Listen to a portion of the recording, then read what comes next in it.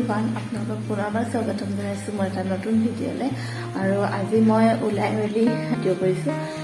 এতিয়া সময় 5টাই বাজিলে আৰু মই যাবলৈ ওলাইছোঁ যোৰহাটৰ মাছৰহাটৰ নামঘৰলৈ। মাছৰহাটৰ নামঘৰৰ বিষয়ে আপোনালোকক বেলেগকৈ কোৱাৰ কোনো প্ৰয়োজনেই নাই, সকলোৱে জানেই।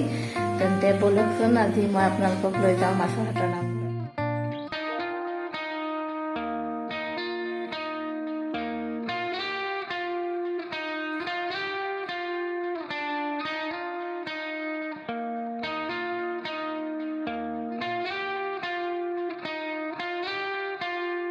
জয়তে আমাৰ মাছৰ বৰনামঘৰ ৰাইজৰ তৰফৰ পৰা সমূহ ৰাইজলৈ আমি নমস্কাৰ আগবঢ়ালোঁ।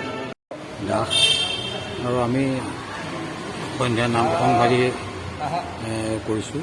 প্ৰতি আমাৰ নাম বাচন সেনাপতি। গতিকে ৰাইজে ইয়াতে মনৰ একান্তভাৱে যদি কিবা এটা ভাবে, তেখেতসকলৰ মনোবাঞ্ছা অৱশ্যে ভগৱন্তই পূৰ্ণ কৰে। আৰু বিশেষ আমি কিনো ক'ম আৰু যেতিয়া আপোনাৰ 1950 চনৰ ভূমিকম্পত আমাৰ নামঘৰভাগি পাহাৰত আছিলে, এফালৰ পৰা ভাগি আহিছিলে। তেতিয়া শিৱৰাম দাস বুলি এজন ভক্ত আছিলে, পাঠক। তেখেতে নামঘৰীয়া হিচাপে নাম প্ৰসংগ মনোযোগ কৰি আছিলে। এফালৰ পৰা নামঘৰ ভাগি আহিছিলে, কিন্তু শিৱৰাম পাঠকদেৱে ক'লে যে অকণমান সময় ৰ'বা, আমি সেৱা ভাগ কৰি লওঁ, তাৰপিছতে তোমালোকৰ কাম কৰিম। তাৰপিছত তেখেতে নাম প্ৰসংগ কৰিবি আনি এতিয়া ওলাই আহিব হৈছে, শেষ হ'ল। তেতিয়া তোমাৰ কাম কৰিব পাৰা।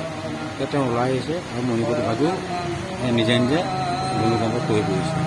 তাৰপাছতে ৰাইজে আৰু ৰাইজৰ সহায় সহযোগত ভগৱন্তৰ কৃপাত আমাৰ নামভাগি এই মুহূৰ্তত পাইছেহি, পকী ঘৰ হ'ল।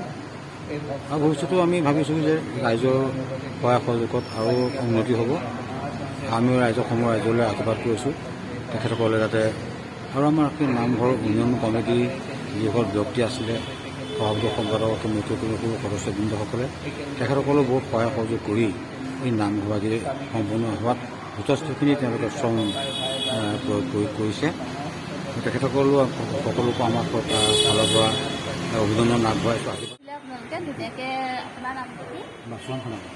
বাচৰণ দাই ধুনীয়াকৈ কথাখিনি বুজাই দিলে নামঘৰৰ বিষয়ে। আপোনালোকে নিশ্চয় বক্তব্যখিনি শুনি ভাল পালে। আৰু আপোনালোকে ভিডিঅ'টো শেষলৈকে মন্দিৰৰ পৰা আহি পালোহি আৰু আহি এতিয়া ফ্ৰেছ হৈ ল'লোঁ আৰু ভাবিলোঁ ভিডিঅ'টো ইয়াতে এণ্ড কৰি দিওঁ। আৰু আপোনালোকৰ মাছৰহাটৰ নামঘৰৰ পৰিৱেশটো কেনেকুৱা লাগে জনাবলৈ নাপাহৰিব। আৰু যদি ভিডিঅ'টো চাই ভাল পালে তেন্তে প্লিজ লাইক কৰিব, শ্বেয়াৰ কৰিব আৰু কমেণ্ট কৰিবলৈ